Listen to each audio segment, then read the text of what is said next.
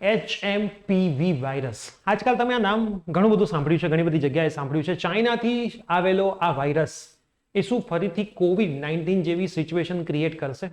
શું school, colleges અને tuition classes online થશે અને એક્ઝામ ક્યાંક અહીંયા કેન્સલ થશે? તમારા ઘણા બધા વિદ્યાર્થીઓના સ્કૂલના અને કોલેજીસના વિદ્યાર્થીઓના મેસેજીસ આવી રહ્યા છે. તો આજના આ વિડીયોની અંદર આ વાયરસ શું છે, આ વાયરસના લક્ષણો શું છે, આ વાયરસથી બચવા માટે તમારે શું કરવું જોઈએ, કયા કયા એજ ગ્રુપના લોકોને આ વાયરસ જલ્દીથી અસર કરે છે અને શું લોકડાઉન આવી શકે છે કે નહીં, એના ચાન્સીસ કેટલા છે, એ તમામ માહિતી હું તમને આપવાનો છું. યસ દોસ્તો, મારું નામ છે પ્રિયેશ પટેલ. આપ સર્વેનું ખૂબ ખૂબ હાર્દિક સ્વાગત છે પ્રિયેશ વિદ્યાપીઠ પ્લેટફોર્મની ઉપર. હવે સૌથી પહેલા આપણે વન બાય વન ચેક કરીએ તો HMPV વાયરસ શું છે. તો તમને બધાને ખબર છે કે એનું ફૂલ ફોર્મ છે હ્યુમન મેટાન્યુમો વાયરસ. આ વાયરસના 5 જેવા કેસીસ, જ્યારે લેટેસ્ટ ન્યૂઝ આવી, 5 જેવા કેસીસ ઇન્ડિયામાં દેખાયા છે.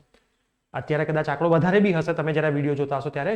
મૂળ આ ચાઇનામાંથી આવેલો વાયરસ છે. COVID-19માં પણ તમને ખબર છે કે શરૂઆત ચાઇનાથી થઈ હતી અને ચાઇનાની પરિસ્થિતિ બહુ ખરાબ હતી. અત્યારે પણ ચાઇનામાં આ કેસની પરિસ્થિતિ ખરાબ થવા માટે જઈ રહી છે.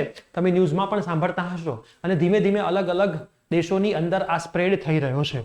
સૌથી પહેલા તો આ કોઈ વાયરસ નવો વાયરસ નથી, જૂનો જ વાયરસ છે, જેની અંદર રની નોઝ છે, કફ છે, સોર થ્રોટ છે, ફીવર છે, બ્રીથ લેવામાં ઇસ્યુ, આ બધા ઇસ્યુ તમને આવી શકે છે.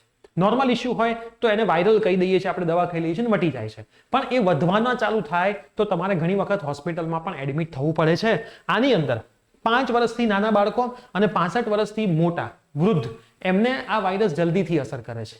આપણા જેવા હુસફુસ વ્યક્તિઓ જે એક્સરસાઇઝ કરતા હોય, સારું ખાવાનું ખાતા હોય, એમને આ વાયરસ એટલો ઝડપથી અસર કરતો નથી.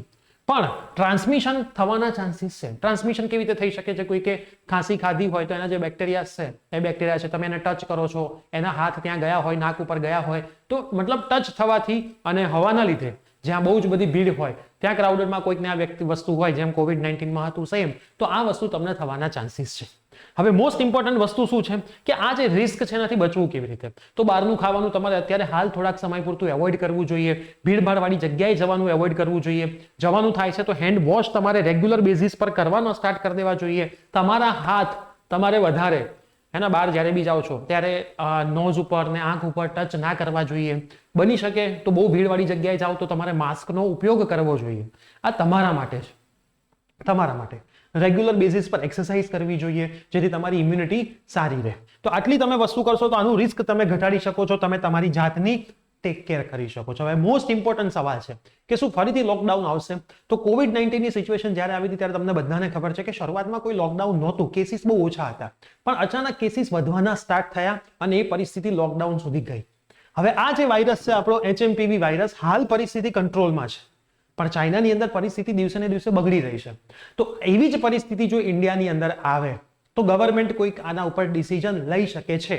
પણ હાલ પૂરતું જોતા તો એવું લાગતું નથી કે આવું કંઈક આવી શકે છે. પણ જો આપણે ધ્યાન નહીં રાખીએ, આપણે આપણી જાતનું ટેક કેર નહીં કરી શકીએ તો એ સિચ્યુએશન આવી શકે છે. તો હાલ દરેકે દરેક જે વિદ્યાર્થીઓ 10th અને 12thની એક્ઝામ આપવાના છે એમણે તો એમની તૈયારી સરસ રીતે કન્ટિન્યુ રાખવાની જ છે. બહુ જ બહાર ભીડભાડવાળી જગ્યાએ જવાનું નથી જેથી તમને આના લક્ષણો આવે નહીં, તમે બીમાર ના પડો.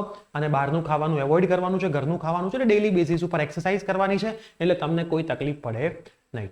તો તમારે પણ સાવચેત રહેવાનું છે. તમારા જે ઘરમાં નાના બાળકો છે અથવા તો મોટા ઉંમરના વૃદ્ધ છે એમની પણ સાવચેતીની જવાબદારી હવે તમારી છે. તો આ વિડીયો તમારે તમામ ફ્રેન્ડ્સને શેર કરી દો જેમને કદાચ એવું છે કે કદાચ લોકડાઉન આવી જાય અને આપણું કામ થઈ જાય તો એ શક્યતા હાલ પૂરતી ઓછી દેખાઈ રહી છે. એની પહેલા તો તમારી એક્ઝામ આવી જશે. તો સરસ તૈયારી કરતા રહેજો. 10th અને 12thના તમે મિત્રો હોવ તો એની તૈયારી પણ આપણા પ્લેટફોર્મ પર ચાલી રહી છે. ડિસ્ક્રિપ્શનમાં વોટ્સએપ ગ્રુપની લિંક છે. સરસ ભણતા રહો, કોઈ તકલીફ પડશે નહીં. મળીએ છીએ નવી કોઈ અપડેટ સાથે. Till then bye bye, take care.